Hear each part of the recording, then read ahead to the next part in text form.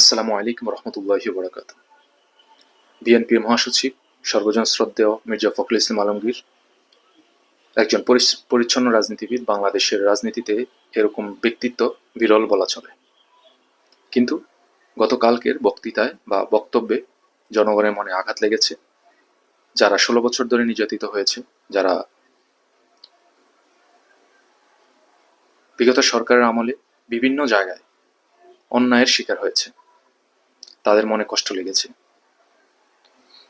শেখ হাসিনা যখন তার পিতাকে হত্যা করে, তার বিচার কয়েকদিন আগ পর্যন্ত উনি করেছেন, তিনি ভুলতে পারেননি।